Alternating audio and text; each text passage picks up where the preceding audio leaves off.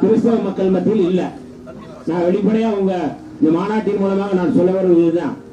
அரசியல் படுத்தப்பட வேண்டிய தேவை இருக்கு. ஆனால் இங்க கிறிஸ்தவ மதத்துல அந்த மாதிரியான ஒரு ஒற்றுமையோ அந்த மாதிரியான ஒரு அரசியல் படுத்துதலோ அந்த மாதிரியான போராட்டங்களோ இல்ல. எத்தனையோ பாஜக அரசு எத்தனையோ சட்டங்களை கொண்டு வந்தாங்க. சிறுபான்மை மக்களுக்கு எதிரான சட்டங்கள் தான். வக்பு வாரிய திருத்த சட்டம் கொண்டு வரும்போது இஸ்லாமிய மக்கள் மட்டும்தான் போராடினாங்க. ஆனால் கிறிஸ்தவ மக்கள் அது குறித்து போராடல, திருச்சபைகள் கூட போராடல. இன்னைக்கு இஸ்லாமியர்களை குறிவைத்திருக்கிறார்கள், நாளைக்கு கிறிஸ்தவர்களை குறிவைப்பார்கள். இன்றைக்கு வக்பு சொத்துக்களை குறிவைத்திருக்கிறார்கள், நாளைக்கு கிறிஸ்தவ சொத்துக்களை குறிவைப்பார்கள். நேற்று நம்ம தாவேகா அரசுல இருக்கிற விசிகாவை சேர்ந்த ஒரு அமைச்சர் வன்னியரசு, அவர் ஒரு கிறிஸ்தவர். அவர் கிறிஸ்தவர்களின் ஒரு கூட்டத்துல பேசியிருக்கிறாரு. அவர் என்ன சொல்றாருன்னா, கிறிஸ்தவர்களை எல்லாத்தையும் அரசியல் படுத்தணுமா, இஸ்லாமியர்களும் கூட வக்பு போர்டு சட்டத்துக்கு எதிராக போராடுறாங்க, ஆனா நீங்க சொரணையே இல்லாம இருக்கிறீங்களே அப்படின்னு கேட்கிறாரு. இயேசு அவருக்கு வழிகாட்டியாம், அவ்வளவு பெரிய கடவுளா. ஆனா இந்து மத கடவுள்களை பற்றி இவர் பேசினதுல எல்லாருக்கும் தெரியும், எவ்வளவு மோசமாக கேவலமாக பேசியிருக்கிறார். கிறிஸ்தவர்களை தூண்டி விடுகிறார்.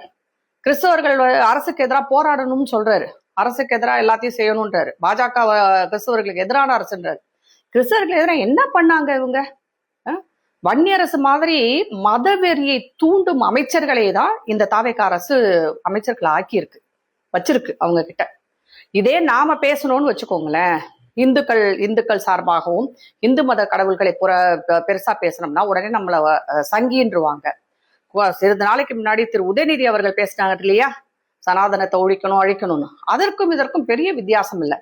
இந்த கிறிஸ்துவ மத வெறியர்கள், வன்னியரசு போன்ற மத வெறியர்கள், உதயநிதி போன்றவர்கள்லாம் என்ன செய்யறாங்கன்னா, சனாதனம் இந்து மதத்தை ஒழிக்கணும், இதுதான் அவங்களுடைய முதல் திட்டம். இதற்கு கிறிஸ்தவர்களை தூண்டி விடுறாங்க. இங்க யார் மத வெறியை தூண்டுறது?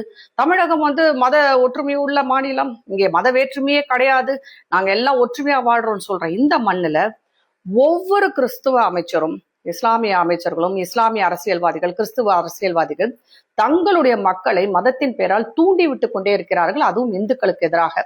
திருப்பரங்குன்றத்தை பத்தி பேசினா நம்ம சங்கியாயிருவோம், எதுக்கு விளக்கு ஏற்றணும், என்ன பண்ணணும்னு சண்டைக்கு வந்துடுறாங்க எல்லாரும் சேர்ந்து.